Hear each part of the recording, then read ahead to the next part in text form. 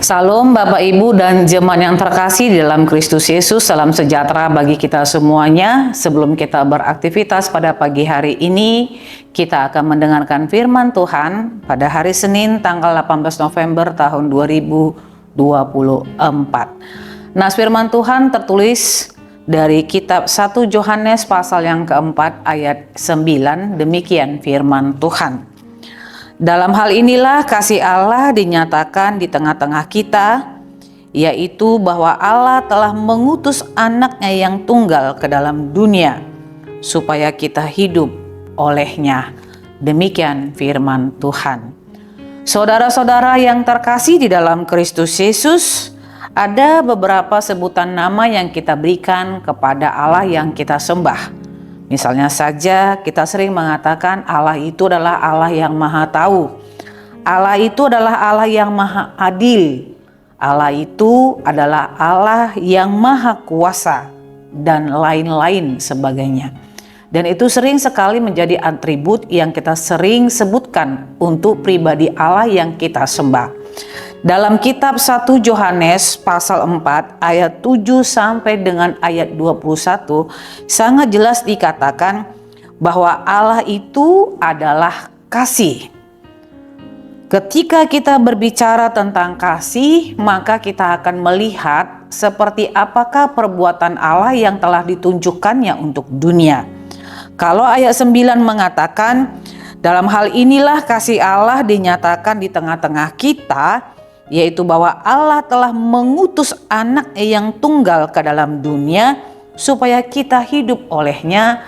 Ketika Yesus hadir datang ke tengah-tengah dunia dan hidup bersama-sama dengan manusia pada zaman itu, bahkan menunjukkan pelayanannya, itu adalah bukti kasih Allah kepada kita semuanya. Bahkan tidak hanya itu, ketika dia mati di kayu salib, mengalami penderitaan, bangkit, dan menyediakan tempat bagi kita, itu juga membuktikan kasih Allah yang sempurna untuk kita.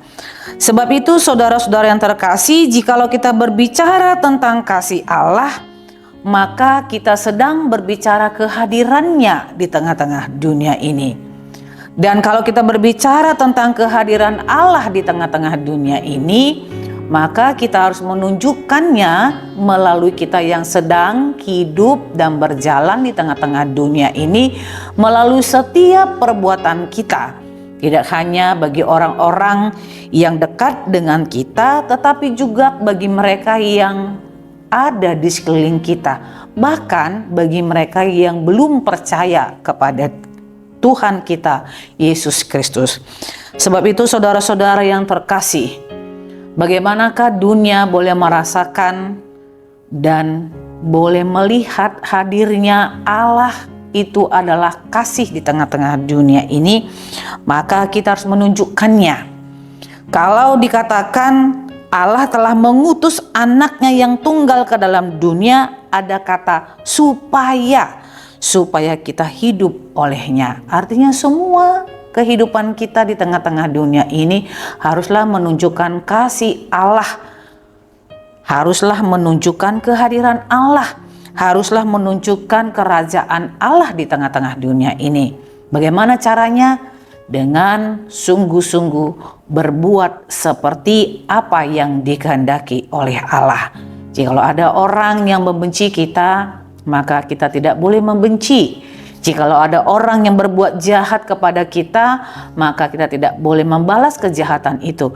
Jikalau ada orang yang menghina kita, maka kita harus membalasnya dengan kasih. Sehingga dunia akan melihat bahwa Allah itu sungguh-sungguh hadir melalui Yesus Kristus, dan kasih-Nya itu telah datang dan hidup di dalam kehidupan orang yang percaya kepadanya. Sebab itu saudara-saudara yang terkasih, biarlah hidup kita ini benar-benar menunjukkan kita telah hidup di dalam kasih yang telah Tuhan Yesus bawa buat kita semuanya. Selamat beraktivitas, Tuhan Yesus memberkati kita. Amin, kita bersatu di dalam doa. Bapa dalam surga, terima kasih untuk kasih yang telah Tuhan berikan. Dengan Engkau telah memberikan Putra-Mu Yesus Kristus datang ke dalam dunia ini mengalami penderitaan, mati di kayu salib sehingga kami memperoleh kehidupan. Semua yang telah Tuhan lakukan melalui Putra-Mu Yesus Kristus ke tengah-tengah dunia ini adalah bukti kasih Allah yang sempurna. Sebab itulah Tuhan menginginkan supaya kami hidup di dalam kasih itu dengan berbuat seperti apa yang telah Tuhan teladankan kepada kami. Kami harus mau Tuhan meneladaninya dan berbuat kasih tidak hanya kepada diri kami, tetapi juga kepada semua orang. Terpujilah Engkau di dalam Kristus Yesus. Kami berdoa dan memohon kepadamu. Anugerah Tuhan kita Yesus Kristus, kasih setia Allah Bapa dan persekutuan Roh Kudus, itulah yang menyertai hidupmu hari ini, besok, dan sampai selama-lamanya. Amin.